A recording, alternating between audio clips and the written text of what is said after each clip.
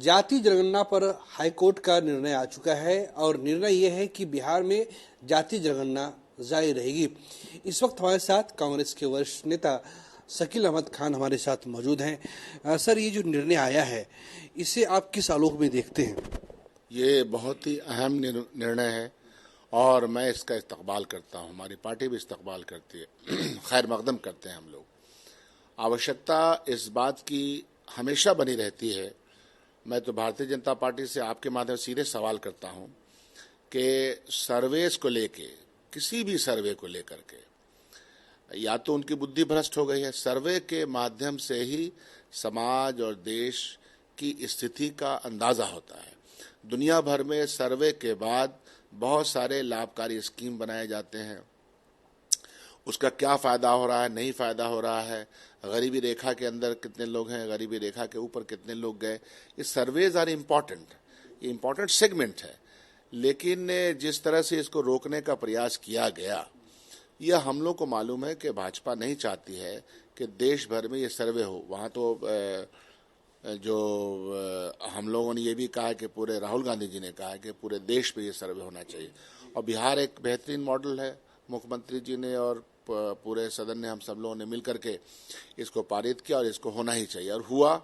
उसके बीच में कुछ रखना डाला गया और आज सामने उसका फल और परिणाम, अच्छा परिणाम मिला है। और ये समझ है, कोर्ट की भी ये समझ बनी, ये अच्छी बात है कि सर्वे के माध्यम से बिहार की जातीय जनगणना के आधार पर हमको यह इस बात का पता चलेगा कि ओबीसी, ईबीसी, दलित, मेजॉरिटी, माइनॉरिटी, महिला, पुरुष, बच्चे, ज़ईफ, इन सब की क्या सूरत हाल है। इस जनगणना में सारी चीज़ें शामिल होती हैं और उसके बाद से एक स्कीम के माध्यम से या जो भी गरीबी उन्मूलन का काम होता है, डेवलपमेंट का काम होता है, क्षेत्रीय जो विसंगतियां हैं उसको दूर करने में आसानियां होती है, ये सारी चीज़ों से इसका लाभ होता है। और मुझे पूरा विश्वास है कि जल्द से जल्द 90% तो ऑलरेडी हो ही चुका था, तो जो बचा है उसको करवा करके इसको बिल्कुल इसको प्रकाशित किया जाए ताकि गवर्नमेंट को गवर्नेंस में लाभ मिले। एक बात की आशंका ये है कि कहीं ऐसा तो नहीं है कि जो कास्ट सेंसस हो रहा है इसे किसी जाति विशेष के खिलाफ माना जाए, ऐसा तो कुछ नहीं है। ये एकदम गलत बात है। मैंने कहा नहीं, ये बुद्धि भ्रष्टता के सोच वाले भारतीय जनता पार्टी के एप्रीहेंशन से आज मैंने देखा कि उन प्रतिपक्ष के नेता ने कहा कि नहीं, मैं वेलकम तो करता हूं लेकिन नीयत साफ नहीं। ये क्या बात होगा भाई, नीयत साफ नहीं है? क्या नीयत की बात है? इस देश की गरीबी रेखा से रहने वाले कौन लोग हैं? सदियों से सताए और प्रताड़ित करने वाले कौन लोग हैं? जमीनें किनके पास नहीं है? ये तो पहले भी और उसके आधार पर सरकार जो है बेस्ट गवर्नेंस के लिए जो भी उसके पास है बेस्ट से बेस्ट कर सकती है। उसी के आधार पर आरक्षण दिया गया, जिसके अपोज में भारतीय जनता पार्टी रही है अल्टीमेटली, हमको मालूम है। तो ये सारी चीज़ों से जनता को लाभ मिलेगा, किसी एक वर्ग या व्यक्ति के खिलाफ हो ही नहीं सकता है। हमें पता तो चलेगा कि गरीब तो हर वर्ग में अगर है तो उस गरीब तक चीज़ें पहुँचे, तो इसलिए किसी के खिलाफ नहीं है बल्कि सबके पक्ष का काम है। अब पेट में दर्द इसलिए होता है, जो यहाँ का बिहार का विपक्ष है, कि इससे सरकार के का जो इकबाल है वो बुलंद होता है, सरकार की पोजीशनिंग स्ट्रेंथन होती है, इसलिए उनको दर्द होता है। सर, एक सवाल ये है कि जो भारत जोड़ो यात्रा थी उसका असर हमने देखा है। एक बात सामने आ रही है कि जो राहुल गांधी के अगुवाई में दोबारा इसकी शुरुआत हो सकती है, भारत जोड़ो यात्रा पार्ट 2। क्या बिहार का हिस्सा उसमें आ सकता है? बिहार में वो आ सकते हैं, क्योंकि पिछली बार तो सर बिहार इसकी पूरा गया था। क्या कोशिश होगी सर इस बार? हम लोग की बिल्कुल ख्वाहिश है कि नॉर्थ इंडिया में ख़ास तौर पर, हिंदी पट्टी में ख़ास तौर पर इस यात्रा की अगर शुरुआत होती है तो ये जाए और ये लोगों तक पहुंचे, क्योंकि यात्रा के माध्यम से सिंपल सी जो क्या कहते हैं कि ऐलान है, वो ऐलान मोहब्बत, वो ऐलान मोहब्बत है, ऐलान जंग के ख़िलाफ़। आपसी रिश्ते में जिस तरह से विस्फोटक स्थिति बना दी गई, आप देख नहीं रहे हैं जिस तरह के हालात पैदा किए जा रहे हैं, कराए जा रहे हैं। हज़ारों साल से, सदियों से हम लोग एक साथ रहते हुए आए हैं, आपस में शीरो शकर की तरह मेल मोहब्बत रहते हुए हैं। तो सामाजिक न्याय के लिए और सामाजिक एकता के लिए और मोहब्बत के पैगाम को, अमन के पैगाम को, आर्थिक विसंगतियां दूर हो, उसके पैगाम को लेकर के राहुल गांधी निकले थे और बहुत ही सफल प्रयास हुआ था और बहुत ही सफलतापूर्वक बड़ी मेहनत के साथ उन्होंने किया। हर मौसम में वो साथ रहे, बारिश हो, बर्फ हो, ठंडा हो, गर्मी हो। तो इस स्थिति से लोगों के मन में ये विश्वास जागा राहुल गांधी के प्रति कि yes, there is a person जो इस इश्यूज को बिल्कुल हेड ऑन ले रहे हैं। तो ये अगर हो गया, और हम लोग तो चाहेंगे कि बिहार से गुजरे, बिहार में हम स्वागत करें, बिहार वासी उसका स्वागत करें। और आप देखिएगा अगर वो यात्रा इस तरह की बनती है, उसका हम लोगों ने प्रपोजल भी रखा हुआ है, तो आप बिहार का समाज पूरे तौर पर उनको खुश आमदीद कहेगा। एक आखिरी सवाल ये है कि हरियाणा में जिस तरह की घटना घटी है, नूह है, मेवात है, राजस्थान के भरतपुर तक हिंसा की आंच गई है, उत्तर प्रदेश के कुछ हिस्सों में अलर्ट जारी किया गया है, आप इसे किस रूप में देखते हैं? क्या ये सब कुछ स्पॉन्टेनियस है या फिर शासन प्रशासन की घोर लापरवाही है? क्या देखते हैं आप इसको? मैं आपके माध्यम से ये बहुत ही सफाई से कहना चाह रहा हूं कि जब आप एक ऐसा फर्टाइल लैंड तैयार कीजिए जहां सिर्फ नफरत के बीज बोए गए हों, तो समाज प्रदूषित हो जाता है।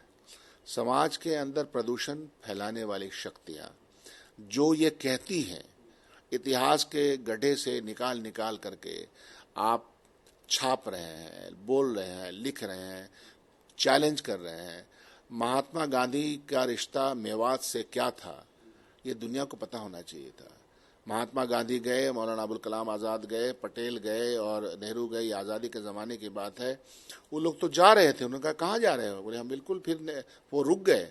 और मेवाती लोग बड़े ही जयाले, बड़े अच्छे लोग होते हैं। मैं वहाँ उस इलाके में गया हूँ, और वो हरियाणा और राजस्थान और उत्तर प्रदेश मिला करके मेवात के लोग हैं और बहुत ही सीधे साधे लोग हैं।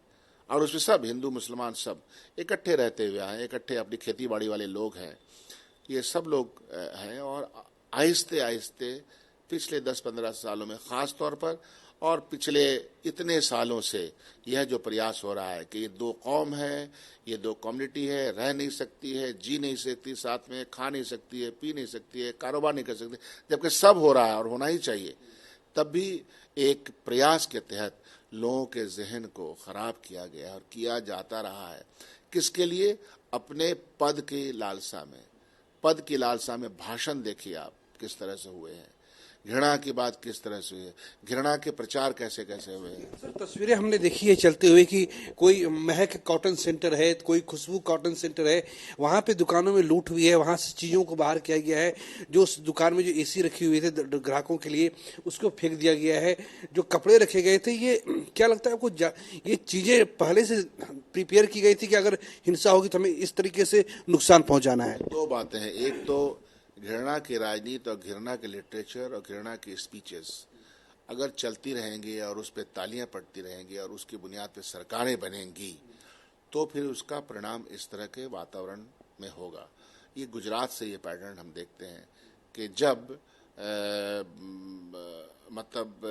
गवर्नेंस करने वाले लोग ही शामिल हों या उनका नाम आए या वो प्रोत्साहन में हो, तो ये तकलीफें तो और बढ़ती हैं। उत्तर प्रदेश में जिस तरह का सरकार चल रहा है, जिस तरह का वातावरण किया गया है, हरियाणा में भी, तो ये सारी चीज़ें दूषित करती है। और वातावरण जब दूषित होता है तो उससे कोई प्रदेश, कोई समाज, कोई इलाका बचता तो नहीं है। और आप देखिए ट्रेन में जो हुआ है, ये इतना बड़ा जघन्य अपराध, और कौन कर रहा है, ये क्यों किया जा रहा है, कौन से नारे लगाए जा रहे हैं, बहुत ही तकलीफदेह बात है।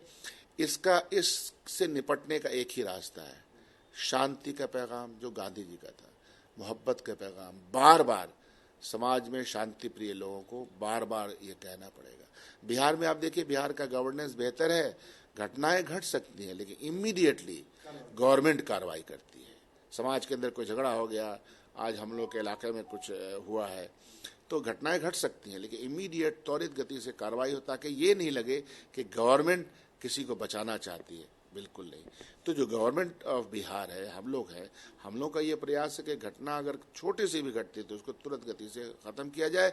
और उत्तर प्रदेश हो, हरियाणा, देश के किसी भी हिस्से में नफरती वातावरण फैलता है, जो कि ये फैलाएंगे, तो फिर उसका नुकसान अल्टीमेटली देश और समाज को होता है और आर्थिक व्यवस्था को सबसे ज्यादा नुकसान होता है। किसी गरीब का ठेला लूट करके आपको अगर अच्छा लगता है मन में, तो ये आपकी परिभाषा हो सकती है, आपकी आइडियोलॉजी हो सकती है, हमारी आइडियोलॉजी नहीं हो सकती। तो ये हमारे साथ कांग्रेस के वरिष्ठ नेता शकील अहमद खान थे। एक बात जो सामने निकल के आई है वो ये है कि जो भारत जोड़ो यात्रा पार्ट 2 है, जिसकी चर्चा अब तेजी से होने लगी है, अगर इस बार ये शुरू होती है तो कांग्रेस की ये रिक्वेस्ट होगी कि ये यात्रा जो है बिहार से होकर गुजरे, ताकि जब लोकसभा चुनाव 2024 हो तो उसका लाभ बिहार में जो इंडिया अलायंस का जो हिस्सा है महागठबंधन, उसको भी मिल सके। कैमरा पर्सन श्याम के साथ प्रीतम कुमार, कशिश न्यूज, पटना।